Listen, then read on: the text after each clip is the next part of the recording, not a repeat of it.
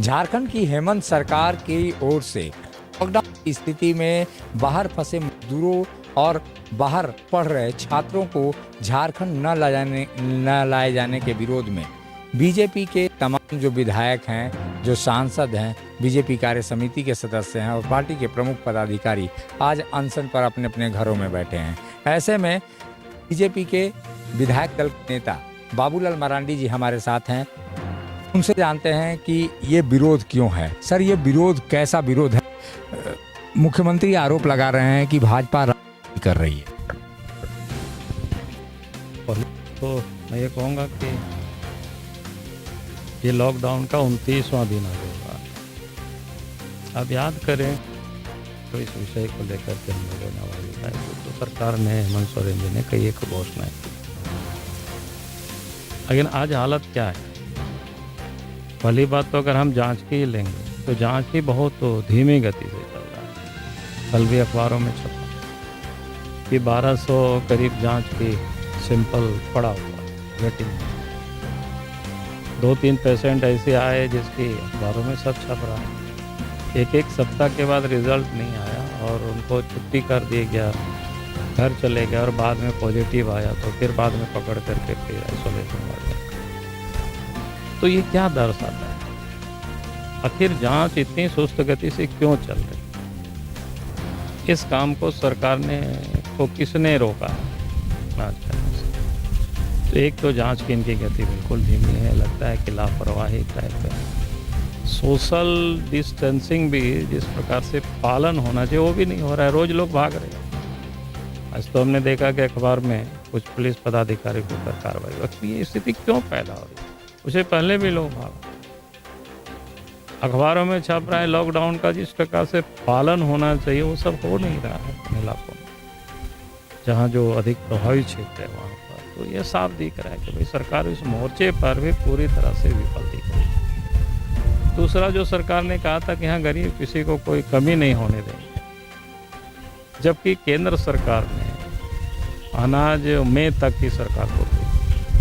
लेकिन आज भी जो गांव घरों में जो रहते हैं, जो गरीब है, जिसके पास राशन कार्ड भी नहीं, ज़मीन भी नहीं है, भूमिहीन है, कमाने के सब कुछ लॉकडाउन है तो बंद है, उनको भी अनाज देने की बात है। लेकिन आज तक उन गरीबों के यहाँ तक सरकार ने राशन नहीं पहुँचाया।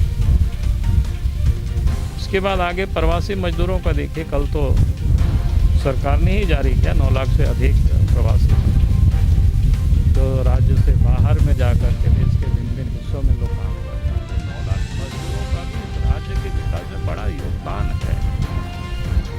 जब वो लोग कमाते हैं बाहर में तो प्रत्येक महीना अपने परिवारों के लिए पैसा भेजते हैं, तो इसके राज्य के विकास में उनका भी योगदान है। लेकिन आज वो फंस चुके हैं पूरी तरह से। लॉकडाउन है, काम धाम बंद है। सरकार 29 दिनों में भी उनके यहाँ तक राशन नहीं पहुँचा पाई। आज भी पहले सरकार ने नोडल एजेंसी तय किया तो कोई मोबाइल ही नहीं उठा रहे थे। उसके बाद अभी ऐप दिया है, भाई जिनके पास स्मार्टफोन है वो तो कर लेंगे, लेकिन जो दिहाड़ी मजदूरी का जो काम करते बाहर में जाकर के जो फंसे हुए हैं, जिनके पास स्मार्टफोन भी नहीं है, कोई खाता भी नहीं है, उनके यहाँ पैसा कैसे पहुँचेगा? हमने कई दफ़ा सरकार को सुझाव भी दिया, चिट्ठी लिख करके हम दिए, भाई आप कुछ मत करो, एक चार्टर प्लेन कर लो और जो आपके सीनियर ऑफिसर यहाँ जो आपने बैठा करके जिम्मेवारी दी है उनको, ये जो 8-10 महानगर है देश के अंदर में, वहाँ उनको उतार दीजिए। जो आपके पास नंबर है या जिन लोगों को नंबर दिया, जैसे हमें को बहुत लोग टेलीफोन करते हैं, हमने सरकार को रोज़ उसकी सूचना देते रही विथ एड्रेस और मोबाइल नंबर के साथ, नाम के साथ। उसी प्रकार से और विधायकों के पास भी आता होगा और पार्टी के पास भी आता होगा, सरकार के पास भी आता होगा। उन सारी सूची को लेकर के मुंबई जाइए, दिल्ली जाइए, हैदराबाद जाइए, सूरत जाइए, और जो लोग भी मुसीबत में फंसे हुए उनको वहाँ राशन पहुँचा दिए। थोड़ी सी काम था, लेकिन 29 दिन लगा दिए तब भी नहीं पहुँचा पाए। अभी ऐप के माध्यम से लोग डालें, फिर उसको काउंसलिंग करेंगे, किसको देना किसको नहीं देना, करते करते 3 में पहुँच जाएगा। इस हालत में लोग हैं वहाँ पर, सरकार कोई गंभीर ही नहीं। तो हम लोगों ने ये तय किया कि भाई सरकार को जगाना, जब भी उनसे पूछो, जब भी कोई सवाल करो तो कहता है केंद्र मदद नहीं करते। भाई इस काम के लिए क्या मदद करनी? केंद्र को जितना मदद करनी है, केंद्र ने तो बहुत मदद की है, जितनी पैसे है हर राज्य को दे रहे हैं, लेकिन ये तो काम ही नहीं कर रहे हैं। एक बात आपने कही थी कि जो छात्र हैं, कोटा में पढ़ रहे जो छात्र हैं, उनको लाए जाने की बात थी।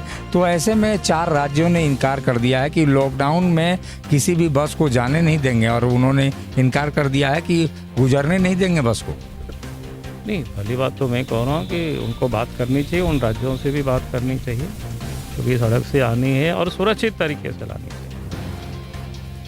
मेरा कहना है कि उन राज्यों में भी तो बाकी लोग तो घूम ही रहे हैं ना, जो पुलिस प्रशासन है ड्यूटी कर रहे हैं। तो हमारा कहना है कि आज छात्र ही नहीं बल्कि बहुत से पेशेंट मुंबई में है, वेलोर में है, दिल्ली में है, रोज़ टेलीफोन आते हैं कि भाई हमारी ऑपरेशन हुआ है, अब छुट्टी हो गई, क्या करें, कैसे वापस आए।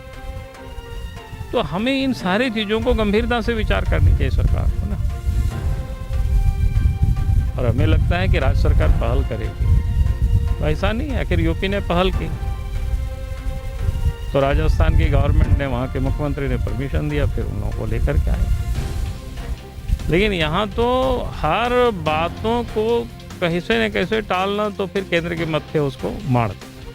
बाबूलाल जी, लगातार चुनाव के पहले और हाल के दौरान भी आपने हेमंत सोरेन की पर्सनल प्रशंसा की है और नेतृत्व की काफ़ी तारीफ करते रहे आप। अब जो स्थिति है आज लॉकडाउन की स्थिति में, क्या आप मानते हैं कि मुख्यमंत्री हेमंत सोरेन के द्वारा जो कदम उठाए जा रहे हैं वो सक्षम है, और मुख्यमंत्री की काबिलियत अब कैसी दिख रही है आपको? देखिए, मैं कहूँगा कि विपत्ति के समय ही लोगों की जो परेशानी होती है उसी समय समझ में आता है कौन कितने का। अब जिस समय की आपने बात की उस समय तो कोई वो मुख्यमंत्री थे नहीं,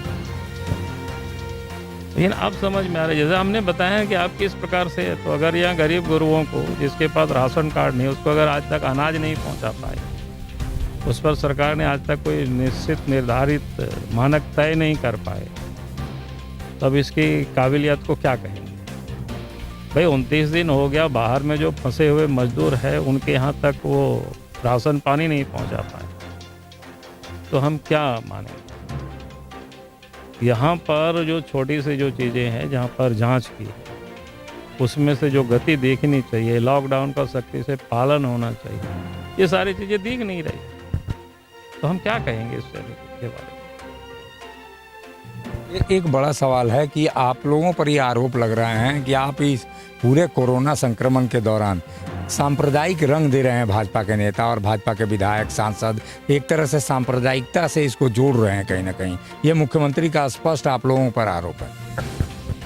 देखिए, पहली बात तो है कि सांप्रदायिकता से तो वो खुद कर रहे हैं।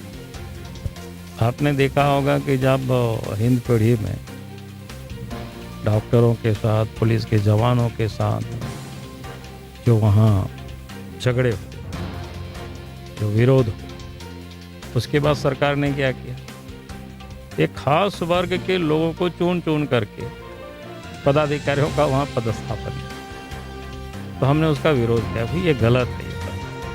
अगर इस परिपाटी को सरकार आगे बढ़ाएगी तो आने वाला कल बड़ा मुश्किल में जाएगा। तो हर जगह लोग इसी प्रकार से करेंगे, तो फिर शासन व्यवस्था ऐसे नहीं चल सकता।